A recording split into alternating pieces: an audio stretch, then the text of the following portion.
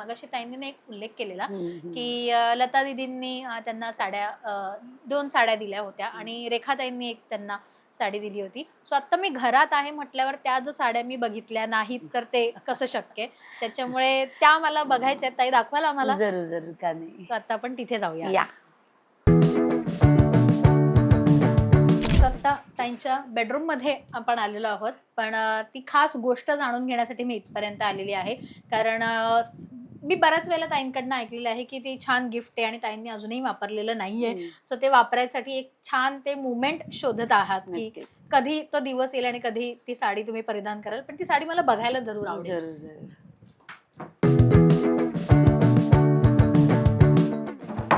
So हे special folder आहे माझं. ओके. याच्यात लताबाईंच्या 2 साड्या आणि रेखाजींची साडी अशी एकत्र. अच्छा, तुम्ही स्पेशल वेगळ्या ठेवलेल्या आहेत त्या. ही मी नेसली आहे. ही अशा लताबाईंनी दिलेली साडी आहे. ही मी नेसली आहे. म्हणजे ह्याचं उद्घाटन झालंय. अशीच पेशवाई सिल्क याच्यातली ही येल्लो कलरची अजून राहिली. ही मी नेसेन आता. ओके. आता त्याचं फॉल बिडिंग करून आणले मी. मी नेसेन. आणि ह्याचं अजून निमित्त मला माहिती नाही कधी येणार आहे. वा वा वा. कांजीवरम साडी जी रेखाजींनी दिली होती. किती सुंदर आहे ही साडी. आता किती झाली सुंदर खूप आहे. वर्ष. किती वर्ष झाली याला, बापरे. कधी किती साली? 2013. बापरे, म्हणजे 13 23 2011-13च्या दरम्यानची साडी आहे ही. 12 वर्ष झाली ते. त्यामुळे त्याला मध्ये मध्ये काढते मी, काय झालंय का, व्यवस्थित आहे का असं. वा. असं. आणि त्याचं दरवेळेस ब्लाऊज शिवलेलं असतं. पण किती सुंदर साडी तुम्ही बघायला. आणि जशा ना रेखाजी साड्या नेसतात, आपल्याला माहितीये त्यांच्या साड्यांच्या सगळे जण प्रेमात आहेत. कोण त्यांच्या साड्यांच्या प्रेमात नाहीये. सो त्यांनी दिलेली ही साडी म्हणजे किती मोलाची असेल माझ्या मते. आणि त्यांच्या कलेक्शन मधलाच हा एक भाग म्हणता येईल आपल्याला. खूप सुंदर, कलरही खूप सुंदर आहे. ब्लॅक आहे. मला माहिती नाही कधी नेसेल. I don't know. बघूया येईल अजून नेसेन की नाही हेही मला माहिती नाही. का असं माहित नाही मला. असं वाटत नाही अजून मी ही नेसेन. अशी ती ठेवून काही गोष्टी ठेवण्यातली असतात ना. राईट. तसं असतं. तर मला असं वाटतं की काय माहिती, मी आय डोंट नो. पण छान आहे. तो दिवस लवकरच येऊ दे तुमच्या आयुष्यात की ही साडी नेसायला तुमचं मन आतुर झालेलं असू दे की तो दिवस फायनली आलेला आहे. काय माहिती त्यांच्या समोर जायची वेळ येईल ना कधी, तेव्हा नेसेन पुन्हा. सो ताईंकडे, विशाखाताईंकडे तसं साड्यांचं कलेक्शन किती येत आहे? खूप आहे तुमचं स्वतःचं. कारण आम्ही तुम्हाला वेगवेगळ्या लुक मध्ये नेहमी बघत असतो किंवा साड्यांचंही एक वेगळं कलेक्शन असतं. किती तरी जास्तीत जास्त किती साड्या आतापर्यंत? भरपूर खूप आहे. म्हणजे पैठण्या 4-5 असतात. मग आधी वापरलेल्या मी माझ्या नंदांना किंवा जावांना किंवा आश्रम आहे एक आमचं, मग तिकडच्या सगळ्या मंडळींना, सगळ्या बायकांना त्या देत असते. पण आहेत साड्या बऱ्यापैकी आहेत. मी असं फोल्डर भरलेले आहेत खाली. आता हे अख्खं, आता हा पसारा दाखवू नको. इथे साड्या फोल्डर मध्ये भरलेल्या. येस, खाली ते हे फोल्डर पण मला खूप स्पेशल वाटतंय. तेही छान आहे. त्याच्यानंतर इथे साड्या आहेत. या इथे खरं तर दाखवू नको पुन्हा. हे बघ इथे साड्या आहेत. मला बांगड्यांचं एक फार वेळ आहे. ज्वेलरी कलेक्शन उलट मला जास्त तुमच्याकडे आहे असं मला वाटायला बांगड्यांचं फार वेळ आहे. हे बघ, असं बांगड्या खूप वाढवून ठेवलेल्या कधीपासूनच्या. वा. आणि अनेक वर्ष बापरे आणलेल्या आहेत. एकदा मी औरंगाबादला गेले होते जाऊबाई जोराच्या वेळेस, हा. तेव्हा अशा 2-2, 3-3 हजाराच्या बांगड्या आणल्या होत्या. आणि त्यातल्या अजून शिल्लक आहे. किती छान आहे. मस्त आहेत बांगड्या. बांगड्यांचं कलेक्शन मला खूप सुंदर आहे. वा. आणि ज्वेलरी मध्ये पण ताई तुम्ही काही ना काहीतरी एक्सपेरिमेंट करत असता. सो गळ्यातलं असू दे, ते छान हेवी असतं. म्हणजे जर लुक तुम्ही सिंपल करत असाल तर ते छान हेवी असतं. सो हे सगळं अर्चनाताईंमुळे इन्स्पायर्ड. तिनेच दिलेले आहेत. अनेक गोष्टी तिच्या असतात. पण ज्वेलरीचं जरा माझं आहे, थोडी बुद्धी थोडी माझी आहे. Okay okay. ऑक्सिडाइज एक मला एक फार छान नाद आहे जवळजवळ. सतत हल्ली फॅशन नंतर निघाली, त्याच्यामुळे त्या ज्वेलरी पण खूप आहेत. पण तुमची स्पेशल म्हणजे अशी रेडी टू गो असं आपलं काहीतरी असतं ना. सो छान असं क्विक तुम्हाला रेडी होऊन जायचं असेल तर मी काय प्रेफर करते? एक तर साडी असेल, कुर्ता असेल आणि मिनिमल ज्वेलरी मध्ये काय घातलं की तुम्ही असं रेडी टू गो असतं? माझं मंगळसूत्र घातलं की रेडी टू गो. मेन दागिना. हा, ते घातलं की दुसरं काही लागत नाही मला. पण एक गळ्याशी काहीतरी छोटंसं लागलं, अगदी आपण छोट्याशा कार्यक्रमाला कुठे जातो साडी बिडी दिसली तर मग काहीतरी छोटासा एक नेकलेस सारखं काहीतरी मी वेअर करते. किंवा मग ऑक्सिडाइजचं जशी साडी असेल त्याप्रमाणे ओके ऑक्सिडाइजचं काहीतरी. ओके वा. सो बेडरूमही ताई तुमच्या चॉईस प्रमाणे तुमच्या ह्याच्याप्रमाणे सगळं झालेलं आहे, म्हणजे हो. कलर कॉम्बिनेशन असू दे Yes, किंवा ह्या yes, गोष्टी या सगळ्या तुमच्या हो. मनाप्रमाणे. मी आणि माझं पोट्ट हे आत्ता कपाट बनवलं. आणि ती हे नव्हतं आधी छोटं होतं. ओके मग आता जरा ते सगळं वरपर्यंत खालपर्यंत करून घेतलं. वा. सो आता आपण बाहेर जाणार आहोत, कारण गप्पा तर मारायच्या आहेत, पण त्याच्या आधी एक छान क्विक रेसिपी ताई आपल्याला बनवून दाखवणार आहेत. आणि असं म्हणायला हरकत नाही की ती डिमांड आम्ही केली आहे, सो आमच्यासाठी ती बनवा असं. पण एक छान क्विक रेसिपी आहे ताई, ती बनवणार आहेत. काय बनवणार आहात ताई? कलाकंद बनवणार आहे. ओके. सो त्याची तयारी आम्ही करतोय, तोपर्यंत एक छोटासा ब्रेक घेऊया, आम्ही झटपट तयारी करतो.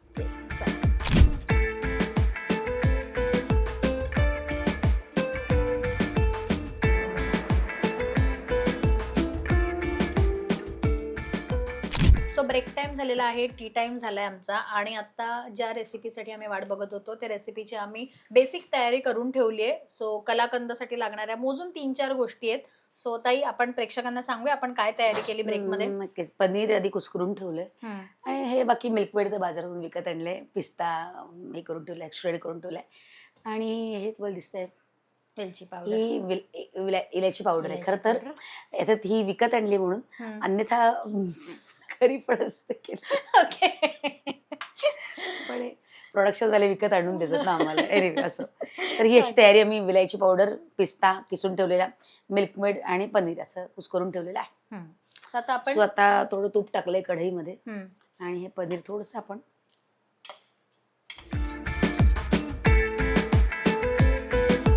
या पनीराला आपण थोडं तूप दाखवूया. ओके. माझी नणंद वगैरे मला किंवा आम्ही गप्पांमध्ये असं करायचो. मला ते कढईमध्ये ज्या पद्धतीने चमचा फिरवतात ना, तर त्याच्यावरनं आपल्याला लक्षात येतं की ही बाई स्वयंपाकी किती आहे. जसं आपण हेअर ड्रेसरचा कंगवा कसा फिरतोय आपल्या डोक्यामध्ये, त्याच्यावरनं कळतं की किती वर्षांचा अनुभव आहे. त्याच्यावरनं त्या म्हणतात की कढईमध्ये चमचा कसा तुम्ही फिरवता त्याच्यावरनं कळतं की किती तुम्हाला स्वयंपाक येत असेल आणि किती तुम्ही स्वयंपाकघरात असता. पण आता येणं कमी होतं ना ताई? नाही, माझं आता खूपच स्वयंपाकघरात कमी येणं होतं. रात्री माझा बराचसा वेळ हॉलमधल्या अनेक कोपऱ्यांमध्ये जातो. आणि आता पूर्वी कसं जिभेची एक सतत असे चवीचं पाहिजे, तसं आता राहिलेलं नाहीये. आता एक तर शुगर बिगर असल्यामुळे अनेक गोष्टी कट ऑफ झालेल्या आहेत. त्यामुळे कच्च्यावर भार, मग भाजीच खायची, मग पोळ्या नाहीच फार, मग भाकरी, असं सगळं झालंय. त्यामुळे आता तशी जगण्यापुरता जेवायचंय. आता पनीर तुपावर परतून घेतलंय. स्वतः नेक्स्ट मला ते खूपच बेसिक अगदीच इन्ग्रेडियंट खूपच. ऍक्च्युली बऱ्याचदा आपण कलाकंद फक्त प्रसाद मिळाला कुठे की घेऊन येतो घरी. त्याच्यामुळे आता आपण ह्याच्यात थोडीशी हा मिल्कमेडचा जेवढा पनीर तेवढाच मिल्कमेडचा दंटा टाकायचा. तुमचं गोड खाणं पूर्णच बंद असेल? हो, बऱ्यापैकी. म्हणजे नाहीच, कारण काय औषधं चालू आहे, सगळं चालू आहे आणि गोड खाल्लं तर पापच लागेल आपल्याला.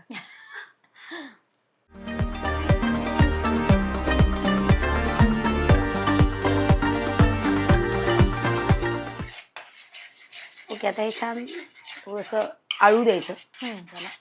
थोडीशी मी यात मिल्क पावडर पण टाकते, म्हणजे थोडस हे व्हायला मदत होते. पण तुमच्या सासूबाईंनी किंवा अशा आईने शिकले असे कुठले साठवणीतले पदार्थ असतात ना? आहे ना, म्हणजे एकतर मी आधी माहेरून शिंदे, त्यामुळे मला असे टिपिकल आमच्याकडचे पदार्थ फार यायचे नाही. त्याच्यामुळे मला अनेक पदार्थ लग्नानंतरच खायला मिळाले आणि शिकायला मिळाले. ओके. म्हणजे फॉर दॅट मॅटर माझ्या आईकडची कटाची आमटी वेगळी असते आणि इकडची कटाची आमटी वेगळी असते. आईकडे पुरं खोबरं बिबरं वाटून बिटून असते.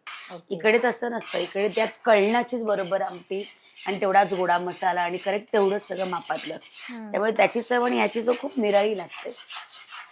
त्यामुळे कटाची आमटी. डाव्या हाताचे प्रकार मला सुभेदारांकडे खूप शिकायला मिळाले. ओके. म्हणजे तिळाच्या मिरच्या असतील, लोणची असतील किंवा चटण्या असतील वेगवेगळ्या, काकडीच्या कोशिंबीरी 3 प्रकारच्या, मग आपण म्हणतो की हिरव्या पालक वगैरे नाही का, तो चिरून मग त्याच्यात पचडी म्हणतात त्याला, तर ते पचडीचे प्रकार मला खूप शिकायला मिळाले.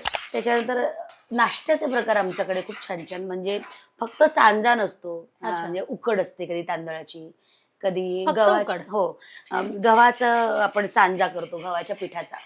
तर तसं आहे. भाकरीच्या पिठामध्ये आता माझ्या बाईंनी मला शिकवलं, भाकरीच्या पिठामध्ये कांदा वगैरे मिरची वगैरे घालून त्याचं एक पातळ बॅटर करून त्याचे डोसे घालायचे, गव्हाच्या पिठाचे डोसे. सो हे असे सगळे प्रकार मला माझ्या घरी खूप शिकायला मिळाले, म्हणजे सासरी पण. आणि माझ्या आई सासूबाई वाटली डाळ फार सुरेख करतात. वाटली डाळ? वाटली डाळ, चणा डाळ असते ती, तो आमच्याकडचा खास मेनू असतो त्यांचा. तर तो पदार्थ त्या फार सुंदर करतात. ती अजून मला पण नाही इतकी जमत. त्यामुळे आमच्याकडे काही विशिष्ट प्रकार पदार्थ प्रत्येकाच्या नावावर लिहिलेले असतात की पुरणपोळी अमुक, मोदक अमुक, वाटली डाळ सासूबाई, कटाची आमटी जाऊ, मग पोळ्या, पुरणपोळ्या मोठी मोठी, म्हणजे काय म्हणूया, मोदक करणं, त्याचे सारण करणं, हे सगळं आता माझ्याकडे असं लिहून ठेवलेलं आहे. आणि अभिनयला कुठला पदार्थ तुमच्या हातचा आवडतो? अभिनय नॉनव्हेज खाऊ आहे त्याला. चिकन, मटण आणि मासे त्याला खूप आवडतं. त्याला आमच्या लहानपणी, म्हणजे त्याच्या लहानपणी पूर्वी आमच्याकडे घरी एवढं नॉनव्हेज केलं नाही जायचं, तर त्याला मी ना सुरण मासा म्हणून खायला घालायचं. हो, सुरणाचा असा वापर खूप जण करतात. त्याच्यामुळे सुरणाचा मी काटा नसलेला मासा मी त्याला अनेक वर्ष खायला घातला. मग त्याला कळलं की अरे आई आपल्याला, मग त्याला मी अनेक वेळा पिझ्झामध्ये भोपळा पण खायला घातलाय. बापरे, मी वाटेल ते खायला घातलं विचारायला. पण आता मग तिथे तो असतो आउट ऑफ, तेव्हा तो आता स्वतः स्वयंपाक करतो, तो पोळ्या करतो, तो सगळं करतो आता. त्यामुळे तो मला म्हणतो की मी आलो की मी तुला, आधी पण त्याला आवड होती स्वयंपाकाची, पण पोळ्या वेळा पण तो करायला लागला, म्हणजे थालपीठ पण करायला लागला. त्याच्यामुळे मला तर फारच ओहो आहा असं झालंय. पण थोडं कोरडं होऊ द्यायला लागतं. माझी बाई जी आहे कोकणातली, त्याच्यामुळे तिच्याकडचं पण आता पदार्थ मला कळायला. मग तुम्ही माहेरकडच्या कुठल्या ताई? मी शिंदे, म्हणजे मराठा. आणि इकडे सासरकडे ब्राह्मण, प्रॉपर देशस्थ. आमच्याकडे आईच्या हातचं माझं चिकन मटण एकदम. आईच्या हातचं चव आपल्याला कधी जमतच नाही करायला, आईचं ते आजच्या हातचं. आमच्याकडे पाहुणा रावळा असला, मित्र मैत्रिणी जेवायला, की मग मी स्वयंपाकघरात अगदी, नाहीतर एकटीसाठी कुठे एवढं.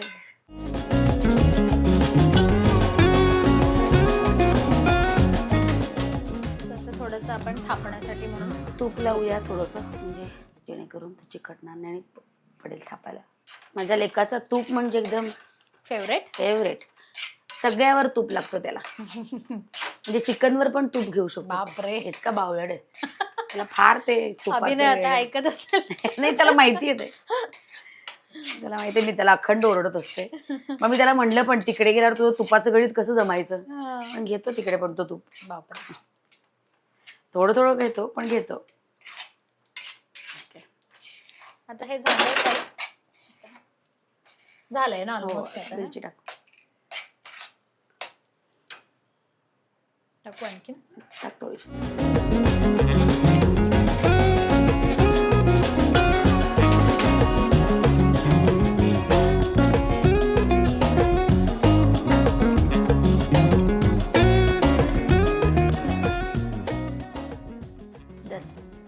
आता गार्निशिंग साठी आपण छान पिस्ते जे कट करून ठेवले आपण ठेवले, आणि आता माझ्या ते सेट करायला आपल्याला फ्रीज मध्ये ठेवावं लागतं. साधी सोपी झालेली आहे. येस. खूप गोड आणि मस्त रेसिपी, विशाखा ताईंसारखीच गोड, छान आणि क्विक अशी मस्त रेसिपी आपल्याला ताईंनी बनवून दिली आहे. अगदी 3-4 गोष्टींमध्ये अशी झटपट घरातल्या घरात आपल्या असतात, किंवा आपण पटकन काय रेडीमेड, बऱ्याचदा आपण प्रसाद बिसादाला आणतो, असं अगदी मुद्दामून घरी करणं होत नाही, पण काहीतरी असं नैवेद्याला काय दाखवत, तर हे एकदम सोपं आहे. येस. सो हे तुम्ही घरी ट्राय करून बघू शकता, आणि आम्हाला व्हिडिओ खाली कमेंट करून सांगू शकता की कशी झटपट तुमची रेसिपी पटकन तयार झाली. कोणी यायचं असेल, गोड खायला द्यायचं असेल, तर पटकन होऊ शकते अशी रेसिपी. सो आमचा एक सुट्टीतला एक छोटासा प्रकार झालेला आहे, पण आणखीन एक महत्वाच्या गप्पा मारायच्या आहेत मला ताईंसोबत, बऱ्याच गोष्टी जाणून घ्यायच्या आहेत. तर त्यासाठी क्विक आता आपण हॉलमध्ये जाऊया आणि त्या गप्पा गोष्टी करूया. चला. सो घर, सुट्टी आणि बरंच काही यातल्या घराचं सेगमेंट आपलं झालेलं आहे. घराची एक छान टूर आणि त्यातल्या आठवणी, त्यातले काही खास किस्से, खास कोपरे आपण जाणून घेतले. सुट्टीमधल्या सुट्टीचे उपक्रम आपण जाणून घेतलेत, पण त्याच्याविषयी आपल्याला बरंच बोलायचं आहे आणि बरंच काही मध्ये त्या गप्पा मारण्यासाठी आत्ता आम्ही इथे बसलोय निवांत, सगळं झालंय आमचं म्हणून. सो ताई, खरं तर मगाशी उल्लेख झाला आपल्या सुट्टीतल्या उपक्रमांचा, पण तो तेवढ्यापुरता मर्यादित नाहीये. जेवढा आपण आपण मगाशी सांगितलं काही गोष्टींबद्दल, पण तो तेवढ्यापुरता मर्यादित नाहीये. बऱ्याच गोष्टी आहेत ज्या तुम्हाला करायच्या आहेत. त्या गोष्टींविषयी मला तुमच्याकडनं जाणून घ्यायला आवडेल, कारण आता बिहाइंड द कॅमेरा आपण बऱ्याच गप्पा मारल्या, त्याच्यात बराच उल्लेख झालाय. सो काय काय गोष्टी आहेत ज्या अजूनही तुम्ही त्या मार्गात आहात की त्या करायच्या आहेत आणि ती प्रोसेस सुरू आहे? हां, अनेक गोष्टी म्हणजे मला एकदम मी मगाशी म्हटल्याप्रमाणे मला फिरायला फार आवडतं. मी गाडी काढते की आम्ही गुल. त्यामुळे मला passion, driving is my passion. मला कंटाळा येत नाही अजिबात. म्हणजे किती ट्रॅफिक असो, कसाही रस्ता असो, मला अजिबात कंटाळा येत नाही. I love driving. त्यामुळे गाडी काढून मी रामेश्वरपर्यंत मी गाडीने गेले होते 1300. बापरे. आता मी गिरनारला गेले तर ते सुद्धा मी बाय रोडच गेले, बाय कार. सेल्फ म्हणजे आम्ही तिघेही ड्राईव्ह करणार होतो त्याच्यामुळे ते बरं हो. पडलं. पण म्हणजे मला एक तर ड्रायव्हिंगला खूप आवडतं. तसंच मी आता तू म्हटलीस सुट्ट्यांमध्ये तुम्ही काय करता? तर मी खरंच मी लाँग ड्रूज करते सुट्ट्यांमध्ये. आणि मग त्याच्यानंतर मग मी हेच अभ्यास माझा चालू आहे, तो चालू आहे. मी आत्ता मध्यंतरी जरा ब्रेक मिळाला म्हणून मी मालवणला गेले. मालवणमध्ये मी 5 दिवसाचं एक वर्कशॉप केलं. ज्याच्यात मी क्रियायोग शिकले, 7 चक्रांवर काम करायला शिकले. इव्हन स्मिता जयकरांकडे मी 3 दिवसाचं वर्कशॉप केलं. तर एक वर्कशॉप करणं, अटेंड करणं आणि कंडक्ट करणं ह्या दोन्ही गोष्टी सुरू आहेत. सो ते एक उपक्रम आहे माझा सुट्ट्यांमधला. आणि वाचन खूप. आणि अनेक पोथ्यांमधलं काही काही आपल्याला माहिती नसतं, त्याच्यावर ते माहिती करून घेऊन त्याच्यावर काम करणं. जसं मी आता सप्तशृंगीची पोथी वाचली, सप्तशती. तर सप्तशती वाचली तर मी पूर्वी मराठीत वाचायचे, तर आता मी संस्कृतमध्ये वाचते आणि त्याच्यासाठी मी ऑनलाईन क्लासही लावला 15 दिवसाचा. मग प्रत्येक श्लोक जाणून घेऊन त्यातला अर्थ जाणून घेऊन मग त्या अर्थाप्रमाणे त्याचे संदर्भ काय आहे ते देवी महात्म्यामध्ये वाचून ते सगळं समजून घेऊन मग पोथी वाचते. त्यामुळे तो एक ऑनलाईन संस्कृतचा क्लास लावला, त्याच्यामुळे तेही चालू आहे. आणि थोडंसं श्वासांवर काम करणं चालू आहे. म्हणजे मगाशी तुला म्हटल्याप्रमाणे विज्ञान भैरव, तर ते चालू आहे. पण खरं तर ताई, इतकं तुम्ही आता सांगताय, मी ते विचार करते, कलाकारांची लाईफ एवढी बिझी असते की त्यांना स्वतःसाठी वेळ देणं खूप मुश्किल असतं, किंवा घरातही आल्यावर त्यांना झोप खरं तर ती मिळतच नाही तुमच्या शूटिंगच्या निमित्ताने. त्याचे तुमचे ट्रॅव्हलिंग आवर्स असतात. ह्या सगळ्या गोष्टी, वाचन करायचं, अभ्यास करायचा, त्याचे ऑनलाईन क्लासेस करायचे, त्याच्या नोट्स काढायच्या, हा सगळा वेळ तुम्ही कसा काढताय? आणि कसं ते म्हणतात ना, की आपण पहिले खूप डेली, तुम्ही मगाशीच म्हणालात, हेक्टिक शेड्यूल, कंटिन्यू वेळ नाही, आणि त्याच्यातनं आता तुम्ही एवढा वेळ काढताय. कुठेतरी तेव्हाही तो तेवढाच वेळ होता, आताही तेवढाच वेळ आहे, पण तो आता तुम्ही मला तर मी स्वतःसाठी द्यायला तुम्हाला शिकलाय. सुट्टीमधले उपक्रम ह्याच्यामध्ये झालेले आहे. आणि आता जे ऑनलाईन क्लासेस वगैरे आहेत ना, तर जे ऑनलाईन क्लासेस घेतात त्यांनाही माहिती झालंय की लोकांचं शेड्यूल काय आहे. त्यामुळे लिटरली त्यांचे क्लासेस 9 ते 11 असे असायचे रात्री, किंवा सकाळी 5 ते 6 बापरे. असे असायचे.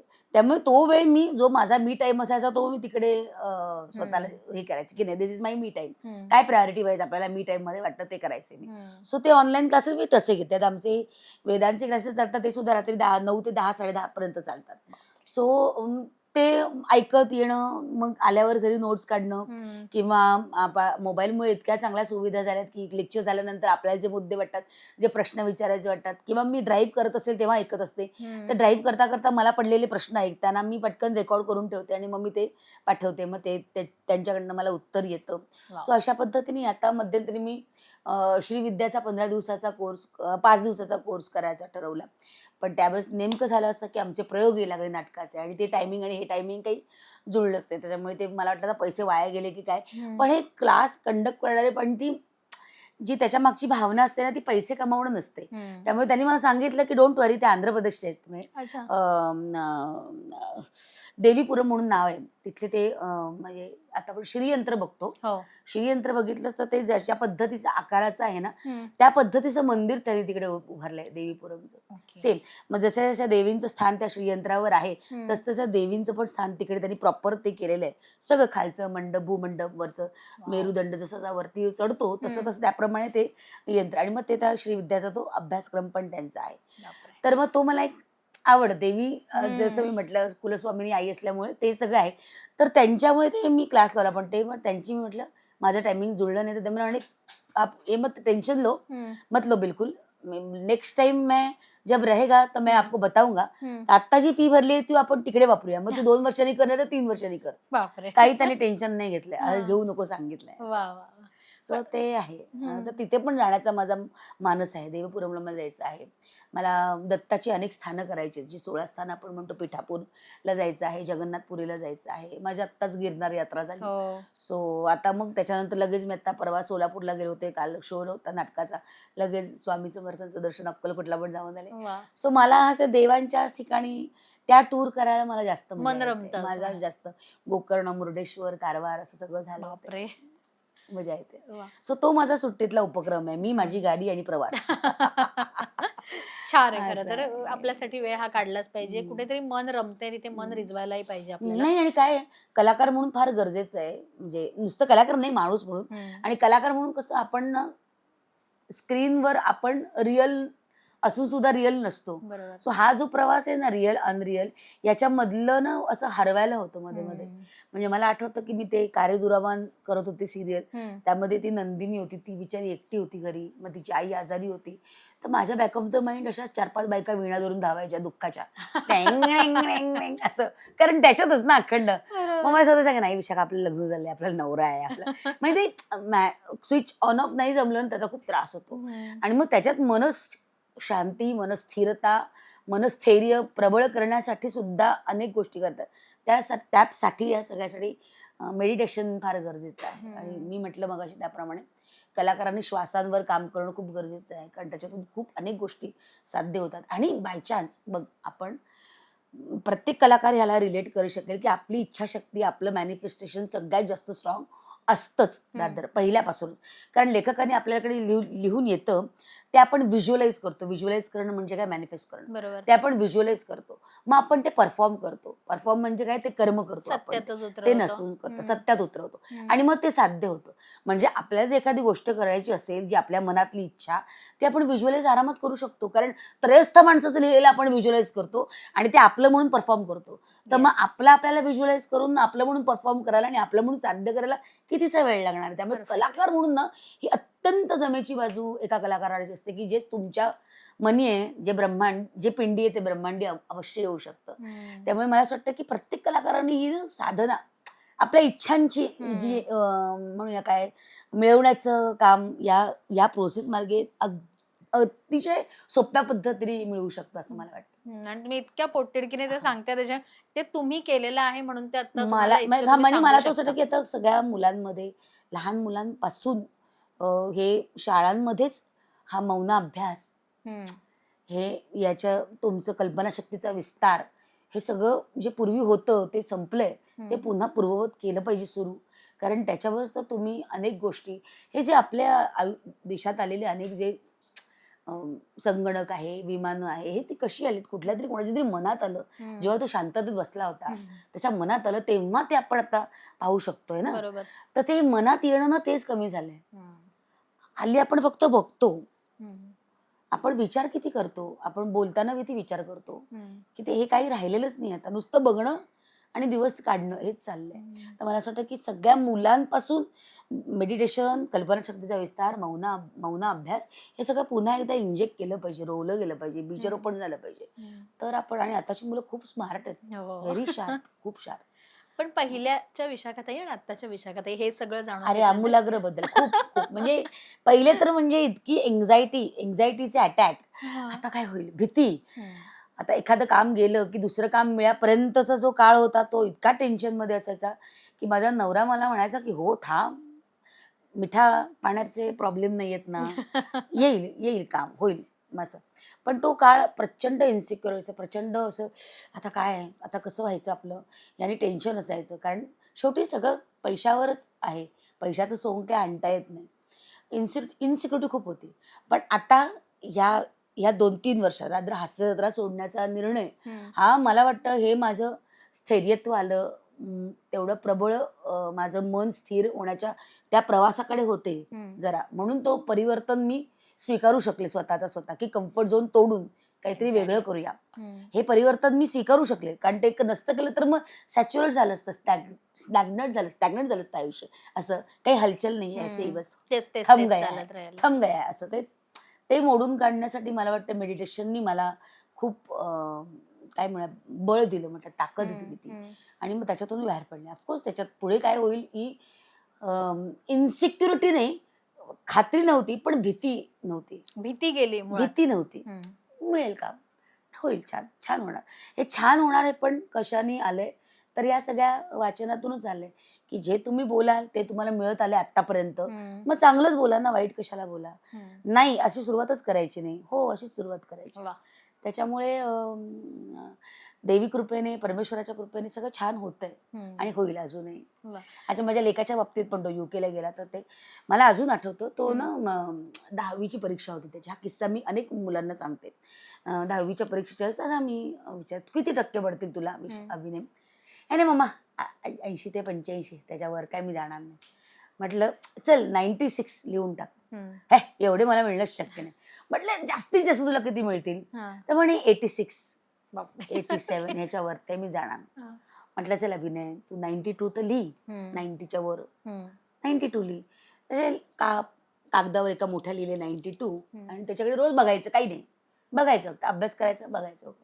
तो बघताना सुद्धा 86च्या वर तर काय मला मिळणार नाही, तुम्ही मम्माच ना, आणि माझी तर खात्री 82च्या वर पण मिळणार नाही, असं एका मनात चालू असायचं. बघायचा तो 92 पण मनात हेच सगळं चालू. म्हणजे तुमच्या मनात आहे तेच तुम्हाला मिळणार हे तर तुम्हाला कळतं.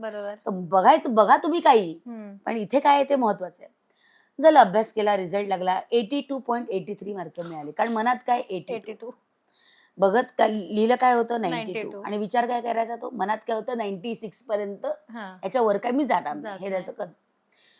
नंतर जेव्हा ऍडमिशनची प्रक्रिया सुरू झाली तेव्हा शाळेतल्या शिक्षकांचा फोन आला, अरे अभिनय ते तू क्रीडा वगैरे खेळलास ना, त्याचे 5% वाढू शकतील, जा सर्टिफिकेट आण. 82 + 5 किती झाले? तो 86चा त्याचा आकडा त्यांनी गाठला. म्हणजे तू विचार करतोस ना 86 87 आलं तिथपर्यंत. हे जर तू त्याच वेळेस 92 म्हटलं असता तर कदाचित तुझी तेवढी तिथपर्यंत ताकद गेली असते, पोहोचली असते. तुझी पावर तुझी पोहोचली असते. परमेश्वर काही देत नाही, तुमची इच्छाशक्ती तेवढी प्रबळ असली की परमेश्वर सगळं देतो. इथून पोटातून मागितलं की मिळतं सगळं, पोटातून असायला पाहिजे, इथे असायला पाहिजे. म्हटलं ते त्यावेळेस मागितलं असतं, मॅनिफेस्ट केलं असतं, तुला 92 पण मिळाले असते. म्हणणं मग हा मम्मा, मग त्याला आता ते कळायला लागलं. ते त्याच वेळेस त्याला कळलं होतं की 10वीत आपल्याला असं झालं होतं. तर ते त्यावेळेस त्याला इंजेक्ट झालं, त्यामुळे त्याची पण आता ती इच्छाशक्ती, त्याला इथे गेला तो लंडनला, तर ते सुद्धा एका कलाकाराला, साधारण कलाकाराला, जे आपलं मराठी कलाकाराचं किती पाकिट असतं, किती खर्च असतात, किती मानधन असतं, हे तर सगळ्यांना माहिती आहे. आणि आमचं दोघांचं फील्ड हेच, त्यामुळे स्थैर्यत्व काहीच नाही. राईट. त्यामुळे तशा परिस्थितीत आपल्या मुलाला एवढं लांब पाठवणं हे काही खाऊचं काम नाही, माझ्यासाठी तर अजिबातच नव्हतं. तर त्यांनी फार US वगैरे पण युनिव्हर्सिटीचे सगळे खर्च मागवले होते. तर 90 लाख, 1 करोड. म्हटलं बाई बाबा इथे ना तो अपना नाही, मी तुला 50-60 लाखापर्यंत काय असेल तर ते आपण करू शकतो. तर ती तशी युनिव्हर्सिटी बघ, आपण करूया, काय लोन काढूया, अमुक करूया. पण त्याची इच्छाशक्ती इतकी प्रबळ होती की त्याला स्कॉलरशिप मिळाली, त्याचा सगळा अर्धा खर्च कमी झाला आणि तो त्याच्यावर गेला. म्हणजे ही पुन्हा तेच आहे की मला जायचंय, तर ते मला फिक्स होतं ते डेस्टिनेशन. आणि आतापर्यंत त्यांनी कधीच अशी इच्छा बाळगली होती की मला अमुक हवं तमुक हवं. ही एक गर्भातून आलेली इच्छा होती एकमेव, की मला आउट ऑफ इंडिया जाऊन हेही शिकायचंय.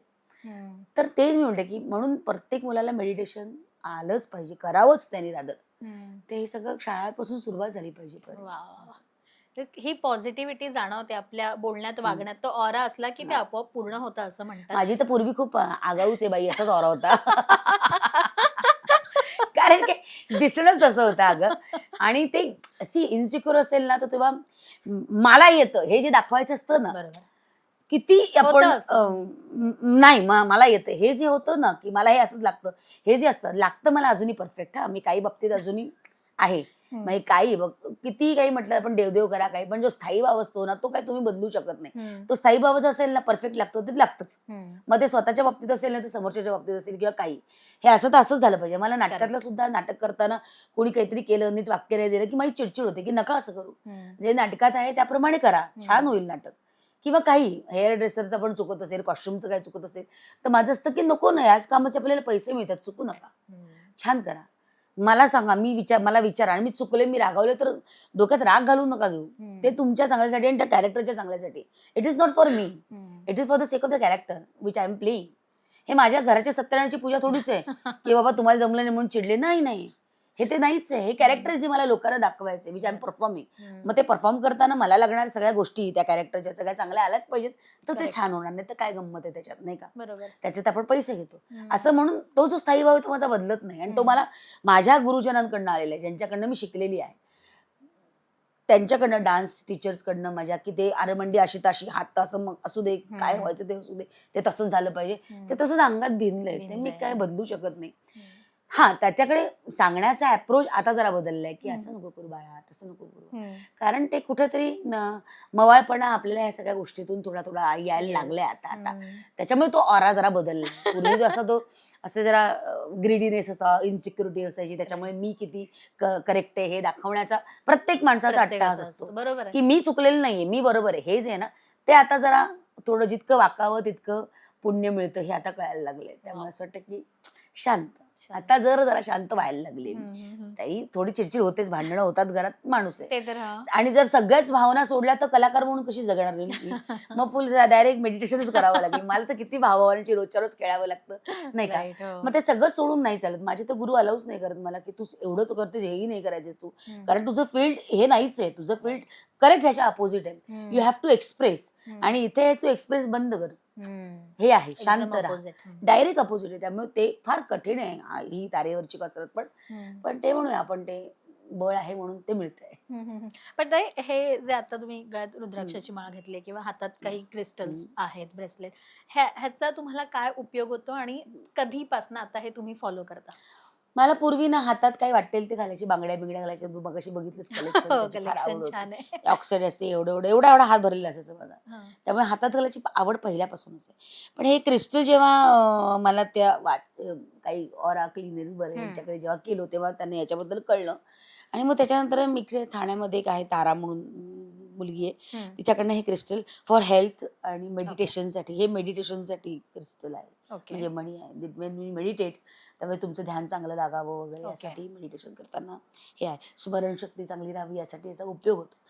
आता हे बघ, तुम्ही मानलं तर आहे, तुम्ही नाही मानलं तर काहीच मानलं. तर जितकी तुमची एक्सेप्ट म्हणजे आहे हे जोपर्यंत तुम्ही मनाने मानत नाही तो काही उपयोगाचा नाही. त्यामुळे माझी श्रद्धा आहे, त्यामुळे माझा परमेश्वरावर विश्वास आहे, परमेश्वराने बनवलेल्या अनेक गोष्टींमध्ये माझा विश्वास आहे, त्याच्यामुळे याच्यावर पण माझा विश्वास आहे. त्यामुळे मी मला असं वाटतं की ते नसलं ना की मला आता रोलसाठी वगैरे मला काढून ठेवावं लागतं. त्यामुळे मग त्यावेळेस असं अस्वस्थ व्हायला होतं नाहीये, पण ते असतं माझ्या पुढ्यात ठेवलेलं असतं असं.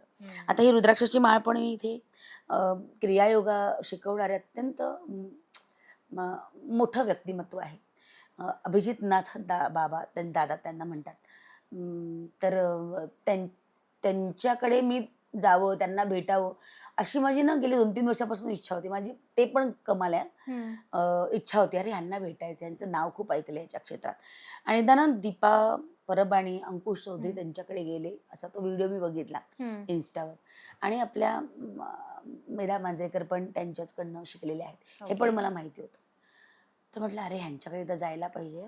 मग त्यांनी तो गेलेला बघितलं, अंकुश दादाला मी मेसेज केला, म्हटलं दादा हे कुठे राहतात रे? तर म्हणे अरे ते मुलुंडला राहतात. मुलुंड कुठे? तर माझ्या घरापासून 8 मिनिटावर ते राहतात. मग मी म्हटलं की अरे तो म्हटलं काखेत कळसा आणि गावाला वळसा झाला आहे, तर म्हणजे जायलाच पाहिजे. मग मी गेले, त्यांना भेटले. मग त्यांनी मला माझा ऑरा बघितला असेल, त्यांना काही दिसला असेल. मग त्यांनी स्वतःहून विचारलं की दत्त संप्रदायातली आहेस का? तर मी म्हटलं हो. मग त्यांनी ही रुद्राक्षमाळा सुरक्षित कवच म्हणून घालायला सांगितले. तर घालते मी, मला कधी वाटलं तर काढूनही ठेवते, असं काही नाही. पण आता जेव्हापासून घातली त्यांनी स्वतःहून काय म्हणूया गुरु भेट अशी दिली आहे, तर मग ती काढावीशी नाही वाटत, मग ती असते. मग प्रयोगाच्या दरम्यान काढावी लागली तरी आपल्या गुप्त ठिकाणी ठेवून द्यायची.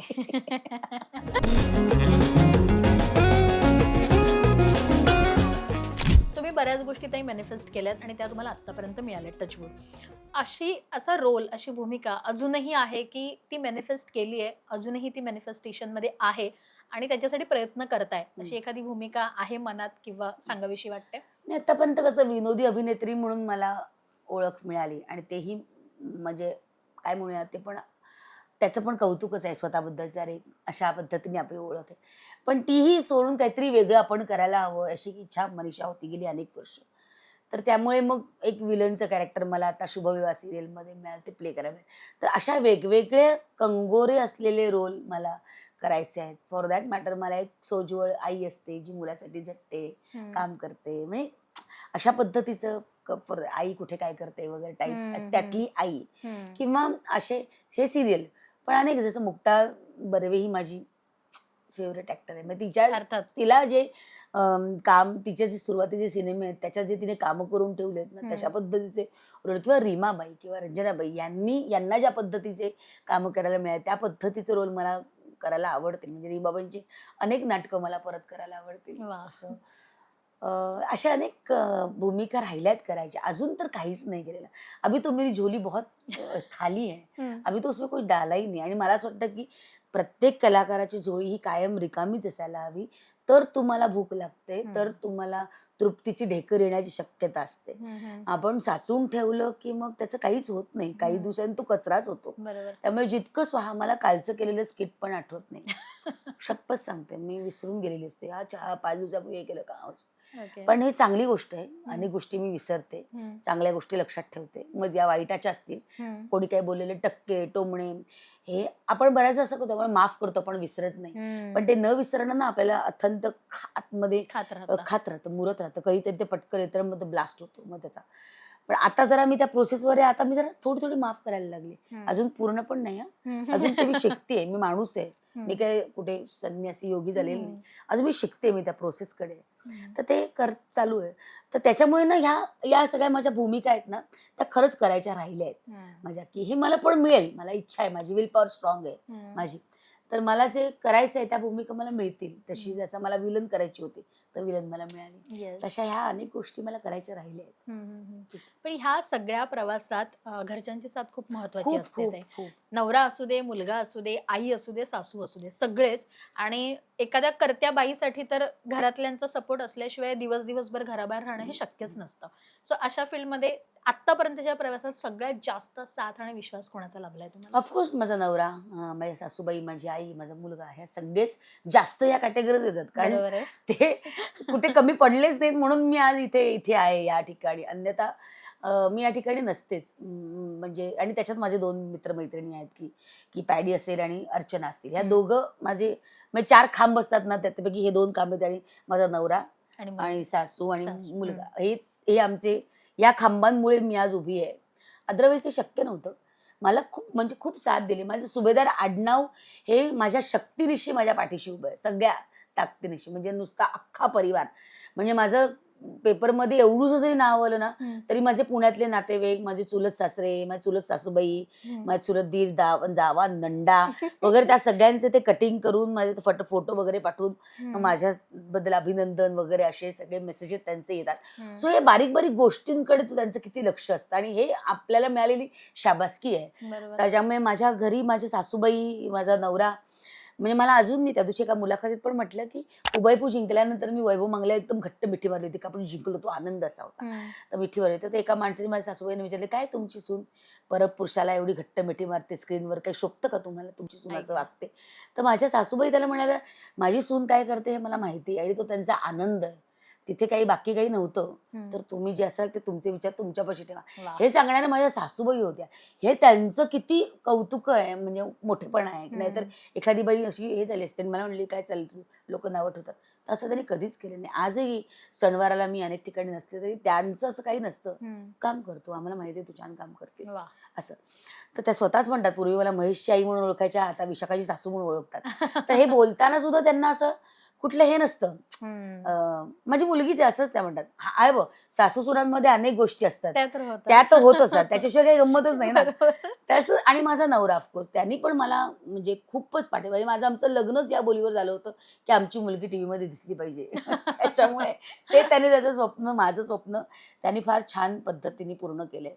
आणि तो स्वतः डबिंग आर्टिस्ट आणि दिग्दर्शक म्हणून त्यांनी आता नट म्हणून पण कामं करतो. आता रील स्टार नावाची त्याची फिल्म रिलीज झाली, त्याचं काम चालू असतं.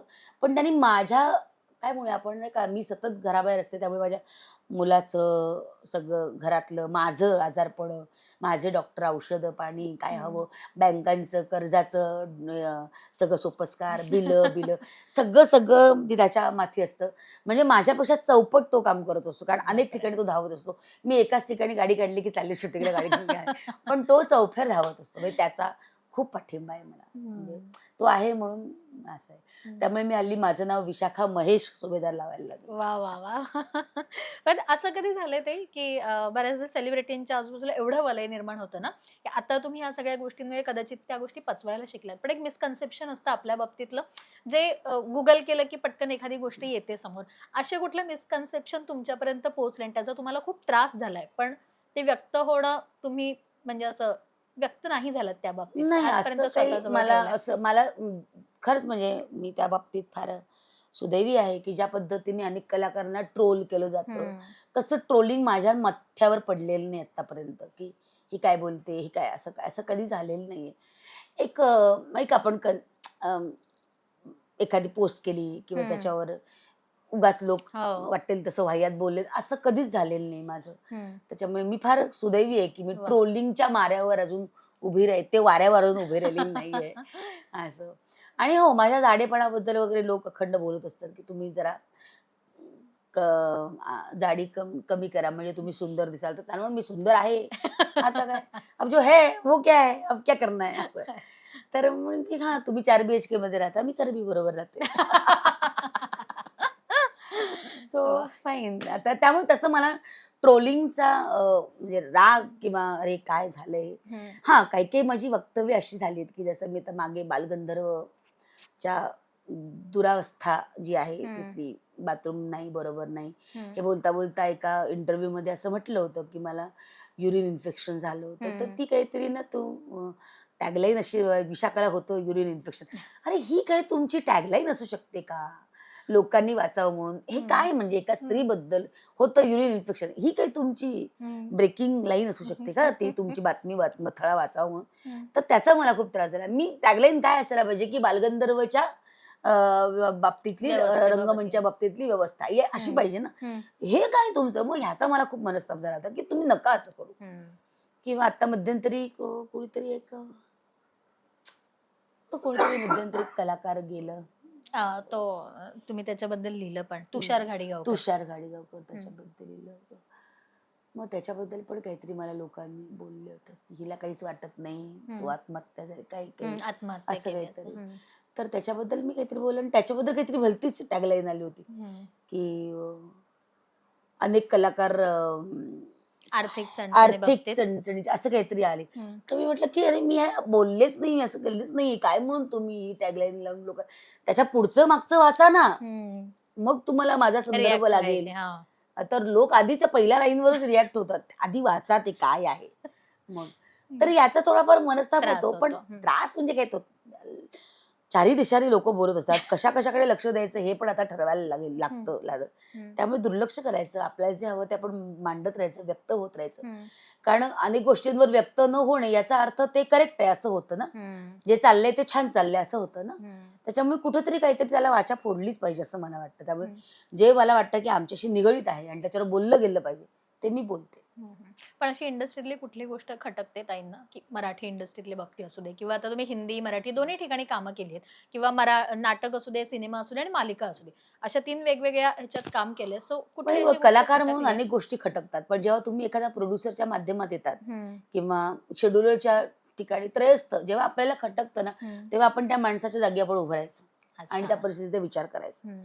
की हे काय आहे? आता आम्ही बघ ना 8:30चा कॉल टाईम 9ची शिफ्ट 8:30चा कॉल टाईमला आम्हाला बोलवतात. हं. 9ची शिफ्ट 9ला कधीच संपत नाही. हं. ती 10ला संपते. बरोबर. म्हणजे 10ला कारण ते ग्रेस पिरियड असतात हं. वरचे हं. तुमचे. ते ग्रेस पिरियड काय असतात? प्रोड्युसर म्हणतो तुमच्या ब्रेकचा टाईम, तुमचा जेवणाचा टाईम तुमचा जातोच ना आमचा. हं. माझ्या 8 तासाच्या शिफ्टमध्ये. बरोबर. मग मला ते कुठेतरी भरून काढावे लागतात ना. राइट. नाहीतर मी एवढा पैसा लावलाय, त्याच्यात तुमचा 1.5 तास वाया जातो. हं. तो 1.5 तास मला भरून काढला पाहिजे. त्यामुळे हा ग्रेस पिरियड तुम्हाला द्यायलाच पाहिजे मला. तो त्याच्या जागी करेक्ट आहे. मी माझ्या जागी करेक्ट आहे. हं. बरोबर. कळलं त्या ना? त्या पोझिशनचं हां, हे. तो त्याच्या जागी बरोबर आहे. असं आहे. आता जे तुम्हाला आम्ही म्हणतो, की आम्हाला हे देत नाही, आम्हाला ते देत नाही.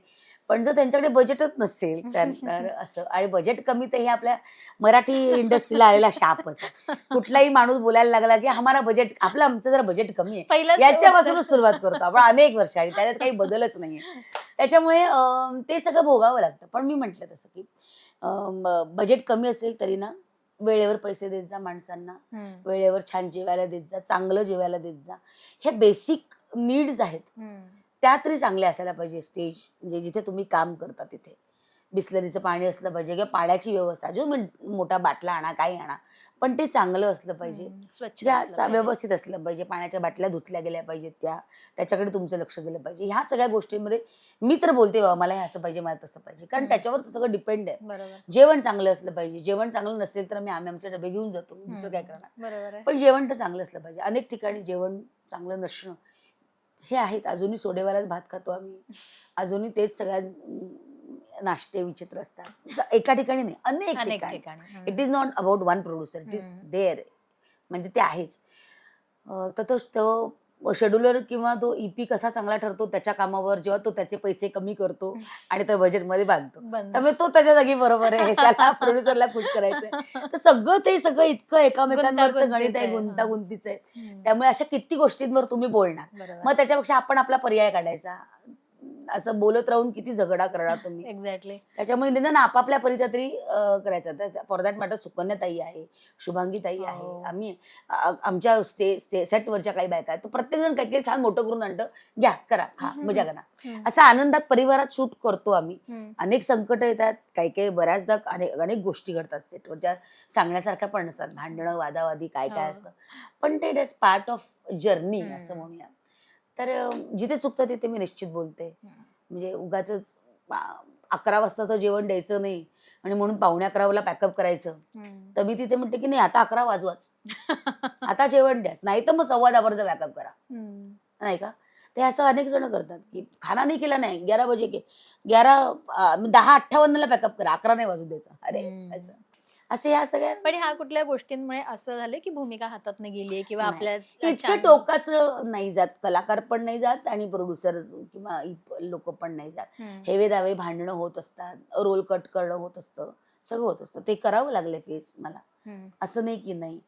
पण त्यावेळेच्या तक्रारी काही और होत्या, यावेळेच्या आत्ताच्या तक्रारी वेगळ्या आहेत, कारण त्यावेळेस से नव्हता, आता जरा से आलाय, त्याच्यामुळे तशा पद्धतीने होत नाही. आता जरा सांगणं होतं की करा रे, आता हे मला असं हवंय, तर ते करतात. भूमिका कमी होणं हे सगळीकडे चालतं, म्हणजे असं नाही की माझ्याच बाबतीत, अनेक गोष्टी त्याशी निगडीत आहेत. हाय बाबा, हे तू जोरात मारलंस मला, लागलं.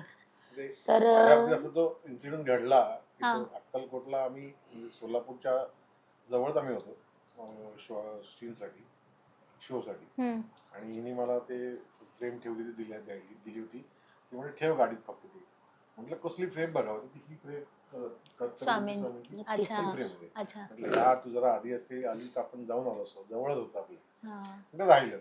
आणि त्या दिवशी रात्री असा इन्सिडेंट घडला माझ्या बाबतीत की मी बसमधून उतरलो रात्री एका ठिकाणी, आणि तो बस घेऊन पुढे निघून गेला. त्याला माहितीच नव्हतं हा उतरलाय नाटकाची बस, आणि माझ्या त्याचा मोबाईल नाही, काय नाही, सगळं गाडीत. आणि मी पळत सुटलो बसच्या मागे, पण मला ते काय बस कॅच नाही झाली. म्हटलं आता संपलं, आता काही नाही. म्हटलं परत टोल नाक्यापर्यंत जायचं, तिला तिथून फोन करायचा, कोणाकडे फोन नाही. तो वळाला, असं वळणार तर इथे बाजूने एक बाईकवाला आला, चुकलात ना रस्ता. म्हणलं नाही चुकलं नाही, उतरलो होतो टॉयलेटला, तो बसवर निघून गेला. असा कसा गेला तुमचं बसवर, बसा आपण जाऊया. नाही म्हटलं जातो, तुम्ही फोन करतो. नाही बसा. बसवलं गाडीवरती, बसच्या समोर सोडलं त्यांनी, बसमध्ये मी चढेपर्यंत ती गाडी गायब. आणि बसवाल्यानं, आणि त्याला नंतर जे झापला मी, अरे म्हटलं मला बोलायचं तर तू नाही, तो बसवाला म्हटलं तुम्ही आलात कसे, गाडीच्या पुढे उभा केलं बाईक, गाडीत समोर उभी होती ना, म्हणजे 2 लाईट्स गाडीचे, फ्रंट लाईट, त्याच्या बरोबर सेंटर होतो, त्यांनी बस थांबवली. उतरा म्हटलं थँक्यू, निघतो, धन्यवाद सोडल्याबद्दल, असं म्हणून मी वळलो. म्हणजे इथून फार या भिंतीपर्यंत वळलो असं गाडीमध्ये, एवढंच अंतर पुढे गेलो. बसवाला म्हणाला तुम्ही आलात कसे, म्हणजे तुझ्या पुढे दत्त गाडी हे म्हणे, तुम्ही दिसता मला डायरेक्ट, काही दिसलं नाही म्हणे मला. सही. त्यावेळेला मला काही कळलं नाही, ते झोपेत असल्यामुळे मी ते टेन्शन मध्ये मी झोपलो सकाळी उठलं जाप दाबला म्हणून तुम्हाला विचारतोय तुम्ही आलात कसं? किती छान पण आहे. हो हे त्यामुळे प्रचिती ते असतात. जरा आमचं माझं अक्कलकोटचं माझं ते जास्त आमचं म्हणून मी म्हटलं व्हेरी गुड. वा. पण माहिती आहे दंड जे स्वामी वापरायचे तो असे ते डोक्याला वगैरे लावला. स्वामींच्या पादुका डोक्यावर मिळाल्या त्या ह्याच्यातल्या इथे टाळूवर. असं फार मजा आली. काय कमाल दर्शन झालं. हो हो. आणि तिथे ते हे केलं का रेलिंग त्यांनी परत ते वंशज ते समाधीच्या तिथे ते सगळे चोळप्पाचे वंशज आहेत ना सगळं चालवतात ते चोळप्पा स्वामींचे. तर त्यांचे त्यातले एक माणूस होता त्याचं नाव धनंजय महाराज त्याला म्हणतात. तर ते फेस रिडिंग आणि हे काही प्रॉब्लेम नाही. सगळं सांगतात बिंगतात. तर ते बसवले मनातली इच्छा पूर्ण होईल बरं असं म्हणाले. मला म्हटलं हा त्या माझ्या पूर्ण होतातच असं त्याला म्हटलं मी. हां ठीक आहे काय विचारायचं असेल तर फोन कर सांगतो मी तुला. म्हटलं बरं. नाही मला आत्ता काही वाटत नाही. आता सगळं त्यांच्यावर सोडलंच आहे. महाराजांनी दत्त म्हटलं आता सगळं ते आहे असं. सो आमच्या गप्पा चालू असताना एक खास सरप्राईज आलेला आहे. खरं तर माझी रॅपिड फायर बाकी आहे पण हे खास सरप्राईज मला तुमच्या समोर आणायचं आहे कारण आता महेश सर इथे अचानक दरवाजा असा झाला किल्ली बिल्ली आणि उघडला गेला दरवाजा. मलाही माहिती नाही. मलाही सरप्राईज आहे. महेश सर प्लीज या ना. या सुभेदार. नमस्कार. नमस्कार सर. आमच्या महेशला मी कायम बाबा म्हणते त्यामुळे तू चिडतो माझ्या. हो यार काय झालं ते सगळेच बाबा म्हणायला लागले. तू पण भेटलीस की पुढच्याला बाबा पण छान वाटलं तुम्ही आमच्या गप्पा इतक्या मस्त ऐकत होतात ना. मला पण बरं वाटलं जरा तुम्ही उभे आहात. थँक्यू इतकं छान आम्हाला वेळ दिलात आमच्या गप्पा मारायला त्यासाठी कारण सर खूप घाईघाईत आले होते. आम्हाला असं वाटलं पटकन जात आहेत की काय. सो नाही पण एक खास एक जसं त्यांनी एक सरप्राईज एलिमेंट आम्हाला दिलंय तसं आमचं एक सरप्राईज एलिमेंट आहे ते आता आम्हाला सरांसमोर आणायचंय. विशाखाताई जरा आपण मगाशी बनवलंय ते सरांवर ट्राय करूया. हा ट्राय करूया. गिनीपिग माझा पोपट एवढं विश्वास आहे ना. नाही नाही मी केलंय. नाही म्हणजे माझ्यावर त्यांचा विश्वास. त्यांना माहितीये विशाखाताई छानच करणार आहेत. नाही मला जेवायचंय परत. येस पण आपण आता मी नव्या नवरीचं काही ताट घेऊन येते. पण तुम्हाला माहितीये का ताईंनी काय बनवलं. तुम्ही एक नजर टाकली किचन मध्ये. आता कधी मावा हे आहे समथिंग स्वीट डिश आणि तुपात प्रॉपर केलेलं दिसतोय माझं. I think it's very good. टेस्टला पण चांगला असेल. पण ताईंच्या कुकिंग वर विश्वास आहे ना तुमचा. परफेक्ट. अरे ती नॉनव्हेज वगैरे तर ताई बोलल्या. मी तर वेडाच होतो. मी तुला सांगतो म्हणजे स्पेसिफिकली हे बनव माझ्यासाठी. डिमांड असते म्हणजे ताई घरात असेल घरात आणि मी पण घरात आहे. आज काही नाही उद्योग आणि तिचा मूड असेल मस्त कधी छान करूया कधी बाबा नॉनव्हेज काहीतरी मग ती फिश वगैरे तर भन्नाट करते. No problem. आम्ही ना मागाशी गंमत होती म्हणजे अभिनय वॉज टू स्मॉल अराउंड 7 किंवा 8 वर्षाचा वगैरे असेल आणि त्याला ते फिश वगैरे खायची खूप तलब आलेली. खायची मला खायचं जाम करायचं. त्यांनी सांगितलं विशाखाला मामा आज मी घरी येईपर्यंत ना फिश बनवून ठेव. एकतर आम्ही ब्राह्मण कुटुंबामध्ये असल्यामुळे आमच्या घरी अंड सुद्धा चालत नव्हतं. त्यामुळे ही फिश बनवणं घरात हे कॉन्सेप्टच आमच्याकडे नव्हता. बापरे. त्यामुळे आता आणि करायला तर पाहिजे. तिने डोकं चालवलं. मग तिने सुरण घेतलं. सुरणाचे छान काप केले. रवा फ्राय केला व्यवस्थित चकाचक आणि त्याला असे लाईन्स वगैरे असं केल्या तयार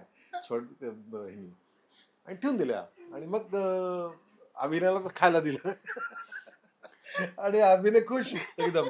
अच्छा सुरण सांगतोस. मग मामा हा कुठला मासा आहे. तर हिने सांगितलं सुरण मासा. त्याला अनेक वर्षानंतर कळलं सोळा व्हेजिटेबल आहे म्हणून. मग लगेच त्याने आजीला फोन. आईने सुरण मासा केला होता. आजीचा हिला फोन. अगं काय कुठला मासा आणलास तू हा. काय म्हणली असं केलंय. त्यामुळे तिच्या कुकिंग बद्दल नो डाऊट. पण तुम्हाला असं फसवून काय खायला नाही दिलं ना. नाही आजपर्यंत लोट मीच तिला फसवलं एकदा. तिने मला पॉम्पलेट आणायला सांगितलं आणि मी काहीतरी ते हलवा घेऊन हलवा आलो. ओके. हा बघ, त्याला स्वस्त कधीच मला मासे मिळाला. कळत नाही त्याला. आणि मी pamphlet घेऊन आलो होतो. पण त्याला कधीच मासे बिसे आणण्याची माहितीच नाही, काही माहितीच नाही. कधी खाल्लंच नाही. जायची वेळ आली नाही मार्केटला आणि कधी आणायची वेळ म्हणजे तसं काही संबंध नाही, नव्हता अजूनही आणि त्याला खातच मार्केट नाही. मधले बाजार माहित नाही मी त्याला. असं, हा, हे काय मग मी फोटो काढतो, हे घेऊ का, हे घेऊ का, हे घेऊ का, हे घ्या, हा चला ओके डन, संपला विषय. असं इतकं सोपं असतं माझं गणित. पण मगाशी ना आम्ही एक किस्साही ऐकला ताईंकडनं. तो म्हणजे ताईंनी अचानक एक 2-2.5 लाखाची वस्तू एक्झिबिशन मधनं आणलेली आणि तुमची हो. रिॲक्शन आम्ही जाणून घेतली. हा? काय शॉकिंग होतं त्यावेळेला. बर एवढे. कितीला आहे? अगं ए घेतलीस का? बरं ठीक आहे आता काय. नाही, पण तरी मला कधीच म्हणजे अडवलं कुठल्या नाही. हा, मग Shopping ला तिच्यासाठी कधी- ती गरजेची गोष्ट आहे असं म्हटल्यानंतर मग मी काहीच बोलत नाही पुढे. हा, अननेसेसरी कधी खर्च करतेच ती, नाही असं नाही. हा, पण- बोलला नवरा बोलला. पण तो मला वाटतो अननेसेसरी. त्यांच्यासाठी पण त्यांच्यासाठी तो फिक्स असतो की हे गरजेचं आहे मला, ते मी घेणार. हम्म. मग म्हटलं चल okay no problem, go ahead. हम्म. हा, आता हे काहीतरी आणलंय बाबा हिने, समथिंग इज, अच्छा, एवढं एवढं. हा, हा, स्मेल तर छान आहे. I don't know. देवा, खाऊ ना? अच्छा. बिंदास. सांगा झालं. वा. अमेझिंग. काय काय वापरले सांग बरं. महेशाचा पण आमचा चांगला स्वयंपाकी आहे, एकदम चवीचा आहे. चवीचं खाणार हवा त्याला आहे. बायको देणार. तूप आहे, मिल्कमेड आहे, काही काजू पिस्ता बदामचे दूध मसाला जो असा असतो तो त्याच्यामध्ये आहे आणि शुगर आहे थोडीशी. ठीक आहे, वा. परफेक्ट चांगलं आहे. मिल्कमेड तू बरोबर ओळखलंस. हा. त्याच्यात आपली मिल्क पावडर घातलेली आहे, हम्म. म्हणजे ते मसाला वगैरे आहे ते आहेच. आणि काजू आणि पिस्ता वरतून. हम्म. है ना? छान Perfect आवडलंय? ओळखलं. अरे गोड. मस्त, थांबा मी संपवतो.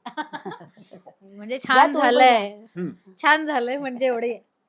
तू पण खा, आता तू टेस्ट कर आणि तू सांग मला कसं वाटतं. कसं झालंय आपण केलेलं, सांगा झालं. वा. अप्रतिम मस्त झालं. बरोबर आहे. खरंच छान झालं आणि आम्ही झटपट अगं, ह्यांना बनवलं. कॅमेरामॅनला पण नंतर देऊया. येस. बरं तुम्ही आलात मी आता- आणि तुम्ही आम्हाला वेळ दिलात आणि आम्हाला छान एवढी मस्त रिॲक्शन दिली. आम्हाला खूप आवडलं की तुम्ही आमच्यासोबत जॉईन झालात त्यासाठी. पण आता तुम्हाला घाई आहे म्हणून मी सोडते. हा, जरा घाई आहे, हा. मला जायचं. मैत्रीण आली, तिला मैत्रीण भेटायला. आली माझी US वरनं ओके. आणि म्हणजे खूप लहानपणापासून माझी मैत्रीण. एवढं कशाला तिच्या सांगतोस, हा लहानपणापासून. त्यामुळे मला ती एक ते वर्ष 2 वर्षातनं भेटते ती. हो, आणि ते आली की कंबरनाथचे मात्र त्यांचा मी ग्रुप येतोच. आहे. हो. म्हणजे ती जरी इकडे आली तरी तिचा मला फोन असतोच. आणि आम्ही गेलो पण तेव्हा आम्ही गेली. अंबरनाथकर त्या बाबतीत फार आम्ही म्हणजे मी आता लग्न झाल्यानंतर पण फार भाग्यवंत आहोत. आम्ही सगळे इतके कनेक्टेड आहेत ना. आमच्या जवळजवळ 20-22 जणांचा ग्रुप आहे. काही कोणाच्या घरी असलं की सगळे एका फोनवर सगळे हजर असतात. तिथे एवढी अमेरिकेत असते, पण ती आली की सगळ्यांना भेटून जाणार मात्र. आणि कंपल्सरी म्हणजे ती स्वतःलाच तिने बाइंड करून घेतलं की हा या फेरीमध्ये या लोकांना भेटायचं, या फेरीमध्ये या लोकांना भेटायचं, ह्याच्यामधले ही दोन्ही ठिकाणी ही लोक कॉमन असणार. असं त्यांचं फिक्स असतं तिचं. मी आता पण आम्ही गुजरातला होतो तेव्हा ते मला मेसेज आला, मी आले, तू कुठे आहेस? म्हटलं मी गुजरातला. अरे देवा, हो काम कधी येतोस? मग अमुक तारखेला येतो. आल्यानंतर फोन नाही, काय नाही. मी आज सकाळीला मेसेज केला, हॅलो कुठे आहेस? भेटले हा, हे बरं आहे, तू येऊन किती दिवस झाले, आत्ता फोन करतोय, मेसेज करतोय, सगळं सुरू झालं ते लगेच. तिची अपॉइंटमेंट घेतली, तिचा भाऊ वहिनी म्हणजे तिची आई, सगळे आम्ही ग्रुप भेटणार आहे. म्हणून हिला विचारायचं होतं मला खरं की तू येतेस का, पण शी इज बिझी आणि आज दौऱ्यावर आले म्हणजे असं मी तिला ते सांगितलं पण आधीच ऑलरेडी की ती सोलापूरला येईल की नाही माहिती नाही, आज रात्री आली तर ठीक आहे, नाही तर मग भेटू नंतर परत कधी, असं तिला सांगून ठेवलंय. सो म्हणून आता आम्ही तुम्हाला सोडतोय, नाहीतर आज इंटरव्ह्यू संपेपर्यंत तुम्हाला इथेच आम्ही ठेवलं असतं. नसतं तर मी आरामात थांबलोच असतो मुद्दा म्हणून. नक्की नक्की. आणि मी खरं तर पहिल्यापासून आलो असतो. Thank you so much sir, thank you तुम्ही आला. सरप्राईज एलिमेंट राहिलं नसतं. ऍक्च्युली पण छान वाटलं तुम्ही आलात आणि आम्हाला जॉईन झालात त्यासाठी. थँक्यू आणि भेटूया पुन्हा लवकरच. नक्कीच भेटूया. थँक्यू बाबा, थँक्यू महेश. थँक्यू. चला बाय. सो या छान सरप्राईज एलिमेंट नंतर एक छोटंसं रॅपिड फायर आहे जे थोडंसं घराशी रिलेटेड आहे, कारण आपला शोच आहे घर सुट्टी आणि बरंच काही. सो विषयाकडे एक मोजून 5 प्रश्न आहेत, ते मी तुम्हाला विचारते. ही व्यक्ती घरी येणार आहे हे ऐकल्यावर तुम्ही लगेच साफसफाई मोडमध्ये जाता, अशी कुठली व्यक्ती आहे? अर्चना. का ओरडते किंवा नाही पण तिला नाही आपल्या मैत्रिणी वगैरे गेल्या की छान नसायला पाहिजे ना आपलं घर, त्याच्यामुळे ती मलाच आनंद असतो तिच्यासाठी करण्याचा. वा. मग स्वयंपाक पाणी असेल किंवा साफसफाई असेल, तिची लेक लहान आहे अच्छा. त्याच्यामुळे मग त्याच्याप्रमाणे पण छान असलं पाहिजे घर असं वाटतं. ओके. होमवर्क सारखी बोरिंग वाटणारी घरातली कुठली कामं अजूनही तुम्हाला करायला आवडत नाहीत? कपडे धुणं. मशीन असूनही? मशीन असूनही मला कपडे धुवायचा खूप कंटाळा येतो आणि काही काही ड्रेसेस आपल्याला हाताने धुवावे लागतात, तर त्याचा मला खूप कंटाळा येतो. ओके. अचानक पाहुणे आले तर तुमचा सिक्रेट असा क्विक फिक्स प्लॅन काय असतो अचानक पाहुणे आले तर? म्हणजे स्वयंपाकाचा हा सगळ्याच म्हणजे हा मोस्टली स्वयंपाकाचाच, कारण पाहुणे आल्यावर अचानक खाण्याचीच तारंबळ हा, उडते. हा. तसा क्विक फिक्स असा काही प्लॅन असतो असा? नाही म्हणजे मला माझ्या स्वयंपाकाला फार वेळ लागत नाही करायला घेतला तर, म्हणजे त्यामुळे क्विक म्हटलं मला पटापटा भाज्या बिळ्या फोडण्याला टाकायला किंवा पोळ्या बिळ्या करायला मला काही वेळ वेळ लागत लागत नाही, त्यामुळे माझं स्वयंपाकाची मला तसं टेन्शन नसतं नाही. ओके. की आता. पण एक आहे माझं वाटण बिटण तयार असतं, ओके. त्यामुळे कुठलीही भाजी असेल तरी हम्म. माझ्यासाठी ती क्विकच होते कारण माझं वाटण तयार असतं. ते क्विक सिक्रेट रेसिपी आपल्याला म्हणता येईल की हो पटकन कशातही टाकलं कशातही तरी. वाटण टाकलं की मग मी आता फॉर दॅट मॅटर पटकन भाजी नसेल समजा तर मग प्रॉब्लेम होतो, कारण आपला कधी भाजी आणायला वेळ मिळेल नाही, बऱ्याच वेळा फ्रीज रिकामच असतो Right. कारण भाज्या खराब होतात म्हणून जास्ती आणून ठेवत नाहीत, हम्म. त्यामुळे कडधान्यावर जास्त जोर असतो. मग त्यातच सुद्धा पाहुणा रावणा कोणी आला हम्म. तर माझी एक भजीची आमटी आहे. हम्म. आपल्या चणा डाळीच्या भज्या असतात, हा. डाळ वाटून ठेवायची, त्यात मिरची बिरची लाल तिखट वगैरे घालायचं, हम्म. मग त्याच्या भज्या काढायच्या आणि मग आपला माझा वाटण असतं हम्म. ते तेलात परतून त्याच्यात भजी टाकून ती आमटी करायची. वा. So this is my quick plan. ही आमची आवडते, म्हणजे चिकनला सबस्टिट्यूट म्हणतो ना आपण Yes. व्हेज, तसं हा. ही चणा डाळीची आमटी आहे, म्हणजे भजीची आमटी. हम्म. ते जसं आपण शेवभाजी वगैरे करतो हो, काही जण, तसं बरोबर. भजीची आमटी आहे. पण त्याची चव कमाल लागते, म्हणजे वा वा. That is my quick. किंवा सांडग्यांची भाजी, येस. सांडगे तळून त्याच्याऐवजी भजीच्या ऐवजी ते सोडायचे, हम्म. माझी ऑलवेज क्विक रेसिपी. वा वा वा. या घरात राहून एखादा घडलेला इमोशनल मोमेंट कुठला आहे? अनेक आहेत, म्हणजे अनेक आहेत. माझा लेक इथूनच जेव्हा निघाला लंडनला जायला, ती एक मोमेंट माझी इमोशनल लेवल, म्हणजे मला अजिबात असं, म्हणजे जरी मी त्याच्यापासून किती लांब बसले कामासाठी, गेले अनेक वर्ष तो स्वतःच सगळं करत असला तरी सुद्धा तो आपल्या देशातूनच बाहेर जाणार आहे परदेशी, ही म्हणजे ते पचवायला जरा जड गेलं. पण तो आनंदी होता त्याच्यात की नाही, तो काहीतरी अचीव्ह करायला चाललाय, काहीतरी मिळवायला चाललाय. तर ती खूप इमोशनल मुमेंट होती. माझ्या घरात सगळेजण आले होते त्या दिवशी, त्याचे मित्रपरिवार, माझी आई, माझ्या नंदा, माझी जाऊ वगैरे सगळेजण आले होते, त्यामुळे ती देवाच्या पुढ्यात आम्ही उभे होतो, त्यामुळे ती सगळी इमोशनल मुमेंट होती माझ्यासाठी. आणि घर तयार होणं ही सुद्धा एक इमोशनल मुमेंटच आहे, की पहिलं घराची किल्ली हातात घेणं आणि खाली तू बघशील नाव विशाखा महेश सुभेदार असं असतं पाटील. तर हे सुद्धा एक म्हणजे ध्यानी मनी नसताना, म्हणजे मला कधीच वाटलं नव्हतं की मी कधी घरामध्ये पैसे अडकवेन, कारण छप्पर आहे अंबरनाथला, बरोबर, भाड्यानी राहते जिथे कामाच्या ठिकाणी, त्यामुळे परवडतंय, त्याच्यात काही फार ग्रेट नाही. मग उगाच कर्ज काढून कशाला, एक तर मुलगा आहे आपल्याला, काय गरज आहे असंही वाटायचं, त्यामुळे काही गरज नव्हती घर घ्यायची ऍज सच. पण हे केवळ म्हाडाचं आणि ह्या इथे लागलं, म्हणजे पहिल्यांदा म्हाडाची लॉटरी पडली, ते सुद्धा याची इथे आहे म्हणून, आणि ते घर झालं म्हणून ते परमेश्वरांनीच करून घेतलं माझ्याकडे. मला स्वतःला इच्छा नव्हती, अजून मी घर घेईन असं वाटत नाही मला, कारण गरज वाटत नाही. काय एका मुलासाठी जेवढं आहे तेवढं पुरेसं आहे, आणि तो त्याच्या नशिबानं पुन्हा त्याला करेलच की तो. प्रत्येक माणूस जन्माला येतो काहीतरी करण्यासाठीच येतो, तो त्याच्या आयुष्यात करेल. त्यामुळे मला वाटतं जागांमध्ये उगाच गुंतवण्यापेक्षा माणसांमध्ये गुंतूया असं मला वाटतं. वा वा. बालपणीचं एखादं एलिमेंट जे अजूनही घरात जपून ठेवलंय? म्हणजे वस्तूच्या माध्यमातून म्हणशील, कुठल्याही माध्यमातलं असू दे, नाही वस्तूच्या माध्यमातलं असेल तरी ते शेअर केलं तर. मला ना म्हणजे तो सेम तुला नाही मिळणार, पण आता कारण अनेक वर्ष, इतकी वर्ष बालपणीच्या गोष्टी आपण जपून ठेवू शकत नाही, पण मला अशा सॉफ्ट टॉईजची फार आवड आहे, त्यामुळे माझ्याकडे उषाशी दरवेळेस एक सॉफ्ट टॉईज असतो. मी आता बघितलं बेडमध्ये, तू बघशील तर ते असतं. म्हणजे एक गेलं की आधी माझा एक असा सपाट बुबू होता, त्याचं नाव बॉक्सर होतं. मग तो आता फाटला भेटला, ते इतकी वर्ष त्याला खूप वर्ष, म्हणजे अभिनय लहान असल्यापासून तो होता माझ्याकडे. मग आता तो त्याचा परत चपटा गेला त्याची सगळी, कारण तो उषाची वाटेल तसा असतो. त्यामुळे आता ह्याचं पण नाव बॉक्सरच आहे, हा बॉक्सर 2 आहे. तर ते Okay. माझे सॉफ्ट टॉईज मला आवडतं. आणि ओके. आणि इतकी वर्ष तर अभिनय बरोबर असून तो नसला की त्याची एक खुशी असते ना, त्यामुळे ते असतं माझ्याकडे पिल्लू एक. वा. शेवटचा प्रश्न एक जाता जाता नक्की विचारेन, की आतापर्यंत तुम्ही बऱ्याच वेळेला प्रेक्षकांना म्हणतात ना, सगळ्यात कठीण काम आहे ते म्हणजे हसवणं, आणि ते काम तुम्ही खूप उत्तमरित्या पार पाडलंय. तसं तुमच्या रिअल लाईफमध्ये तुम्हाला सर्वात जास्त हसवणारी किंवा एक तुमचा मूड लाईट करणारी व्यक्ती कोण आहे? पंढरीनाथ कांबळे, वा. प्रियदर्शन जाधव, हम्म. अंशू आहे आणि ऑफकोर्स अर्चू आहे. हे 4 माणसं म्हणजे माझा ऑलवेज मूड, म्हणजे आपण तर अंशूला मी जरी भेटत नसले किंवा हम्म. काय, तरी कधीतरी जेव्हा आम्ही समोर येतो तेव्हा मी पहिलं अंशूला बघून हसूच शकते. कारण आम्ही इतके बुलेट ट्रेनला धमाल केली आहे ना, भांडो पण तितकंच आहे, मस्ती पण तितकी, परफॉर्म करताना पण गिव्ह अँड टेक इतकी कमालीची आहे. हम्म. सेम पंढरीनाथ कांबळे माझ्या आयुष्यातला एक हसरा कोपरा म्हणतो ना, तसं होतं. आम्ही एकमेकासाठी दोघंही, की आम्ही कितीही सॅड मोमेंट असो किंवा काय आर्थिक काही असू दे, संकट असू दे, किंवा कोणी काही बोललं असेल किंवा मित्रांचं काय, घरी काय झालं असेल, पोराबाळांचा काय इश्यू असेल, आम्ही वाटेल ते विषय डिस्कस करू शकतो आणि वा. त्याच्यातून पुन्हा मार्ग काढून पुन्हा तो क्षण हसरा करू शकतो. हम्म. आम्ही एकमेकांबरोबर प्रवास इतका कमालीचा करतो. वा. म्हणजे त्याला पण ट्रॅव्हल आवडतं, मला पण ट्रॅव्हल आवडतं, माझ्या नवऱ्याला पण ट्रॅव्हल आवडतं. जो अवेलेबल असेल तसंच आम्ही आमचा प्लॅन करतो. तर आतापर्यंत माझ्या 3-4 खेपेला पॅडी माझ्यासोबत होता, पंढरीनाथ कांबळे सोबत होते, अर्चना एकदा होती.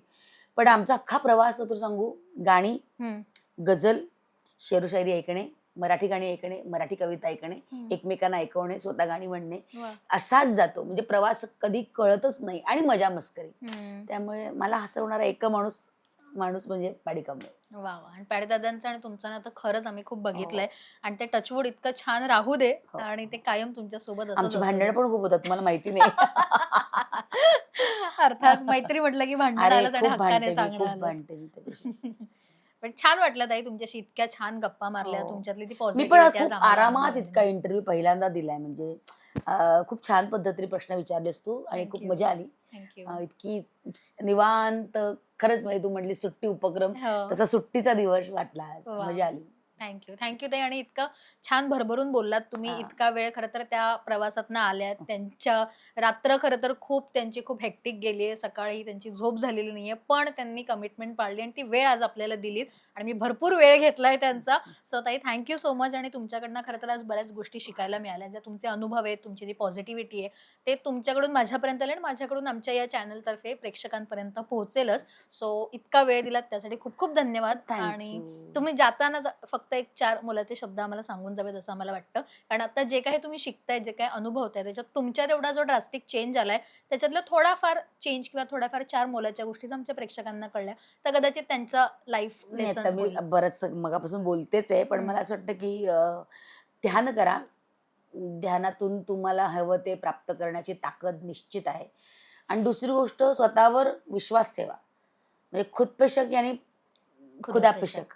त्यामुळे असं मला वाटतं की स्वतःवर विश्वास ठेवा. विश्वास ठेवला की सगळं आपल्याला हवं तसं साध्य करता येतं. आणि शरणागत, कुठेतरी समर्पण हवं, कुठेही. मग तो आई असेल, आपले वडील असतील, आपलं भावंड असेल मोठं, किंवा परमेश्वर असेल, ज्याच्यात तुम्ही ईश्वर बघता, ते व्यक्ती असेल, ते कुठेतरी शरणागत. ते आपण नाही का चर्चमध्ये असते ती काय म्हणतं, कन्फेशन, तसं काहीतरी कन्फेस कोणीतरी एक माणूस असावा आयुष्यात, परमेश्वर असावा, Right. गुरु असावं, की तुम्ही आयुष्यात तुम्हाला काय वाटतं, तुमच्या काय चुका झाल्या, तुम्हाला काय करावंसं वाटतं, हे कुठेतरी बोला, संवाद साधा, व्यक्त व्हा आणि आनंदी राहा, सुखात राहा बस. आणि वाचन, आपल्या वेदांमध्ये, मी परत सांगते, आपल्या वेदांमध्ये, आपल्या पोथ्यांमध्ये इतकं काय काय आहे. एक जरी पुस्तक वाचनात गेलं ना तुमचं, तरी सुद्धा मला असं वाटतं की पुढच्या 3 जन्म त्याचा तुम्हाला नक्कीच फायदा होईल. 3 जन्म मी म्हणते. त्यामुळे आता खरंच स्पिरिच्युअल इमर्जन्सी आहे. प्रत्येकाने परमेश्वर जपावा असं वाटतं. मनातला जपावा, मूर्तीतला जपावा हा नाही, मनातला जपावा. आणि श्वासांवर काम करा. येस. खूप छान संदेश तुम्हाला मिळाला आहे. आपलं घर सुट्टी आणि बरंच काही या कार्यक्रमात आज तुम्हाला बऱ्याच गोष्टी शिकायला मिळाल्या असतील. तुम्हाला हा व्हिडिओ कसा वाटला, कुठली गोष्ट छान वाटली, कुठल्या गोष्टींविषयी तुम्हाला जाणून घ्यायला आवडलं, हे मला या व्हिडिओ खाली कमेंट करून नक्की कळवा. थँक्यू सो मच ताई पुन्हा एकदा. आणि Thank तुम्ही you. सगळ्या मॅनिफेस्ट केलेल्या गोष्टी पूर्ण होऊ देत हीच प्रार्थना. Thank you thank you. So much. Thank you.